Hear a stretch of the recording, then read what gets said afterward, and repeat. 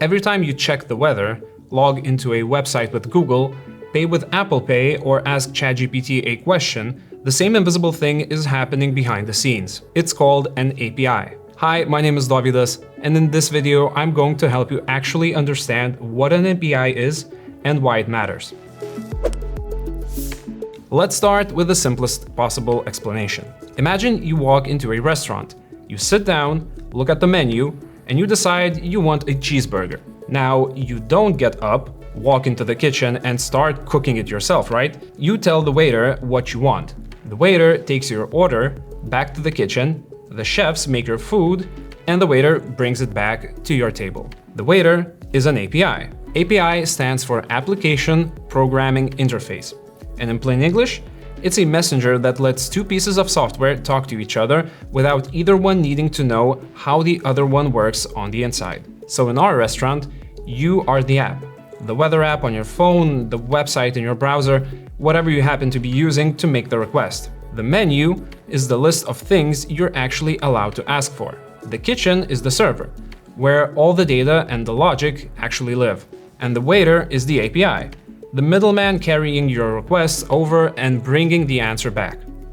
You don't need to know how the kitchen runs. You just need to know what's on the menu and how to order. That's the whole idea. Okay, so now let's follow a real example all the way through. You open your weather app, you tap tomorrow, and a second later you see 22 degrees and sunny. What just happened? Step 1. The request. The tap is your way of saying I want tomorrow's forecast. Your app doesn't have that information sitting in your phone. It needs to ask someone who does. Step 2. The API call. Your API packages your request and sends it over the internet to a specific web address called an endpoint. The endpoint is basically a line on the menu. This is where you go for your weather forecast. Step 3. Authentication. Before the server lifts a finger, it checks who is this asking? Are they allowed to ask? Your app sends a kind of ID badge called API key. We'll come back to this in a minute. If the key checks out, the request moves forward. Step 4. The kitchen cooks. The server reads what you asked for, looks it up, runs whatever calculations it needs, and assembles the answer. This is the part you never see. That's the whole point. Step 5. The response. The server packs the answer and sends it back, almost always in a format called JSON. That's just a tidy, structured way of writing data that any apps can read. Step 6. You eat. Your app receives the data, picks out the pieces it needs, and turns it into something you can actually understand.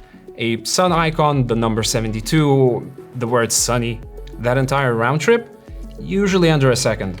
And it's happening constantly, everywhere, all the time. Actually, you're touching APIs every single day without realizing it. When you log into a site with sign in with Google, that's an API call asking Google, is this person who they say they are? When you see a live sports score updating on the app, that's an API being called every few seconds. When you pay with Apple Pay API talks to your bank's API to approve the charge. And when a website embeds a YouTube video, that's YouTube's API delivering the player. Your phone right now is probably marking dozens of API calls a minute. You just never see it. Alright, there are 3 words you'll hear constantly the moment you start working with APIs. Most explainers either skip them or smush them together. Let's actually pull them apart. Number 1, the endpoint. That's the where. An endpoint is the specific web address you send your request to. Same restaurant, different menu items. Spotify's API, for example, has one endpoint for getting into the song, another for getting your playlists, and another adding a song to a playlist. Each one is a separate door into the same building. Number 2, the API key. That's the who. An API key is a long string of random-looking characters that identifies you, or more accurately, your app, to the service. It's how the provider knows who's making the request, tracks your usage, and decides what you're allowed to do. Think of it as your membership card at a members-only restaurant. Every time you order, you flash the card. The restaurant knows it's you and adds the meal to your tab. And this is the most important safety tip in this entire video. Never ever share your API key. Don't paste it in a screenshot, don't email it. And whatever you do, don't accidentally upload it to the GitHub. There are bots that scan public code 24/7 looking for leaked keys, and there are real, documented cases of developers waking up to the tens of thousands of dollars in charges because their key leaked and someone used it. Treat your API key like your credit card, because functionally, that's exactly what it is. Number 3, the API token. That's the proof. A token is like a key, but temporary. You log in once, the server gives you a token, and you use that token for the next hour or so. After it expires, you have to log in again.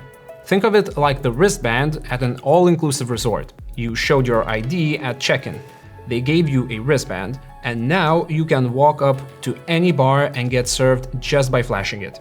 But it expires at the end of your stay. So to put it all together, the endpoint is where you're sending the request. The key or token is proof of who you are.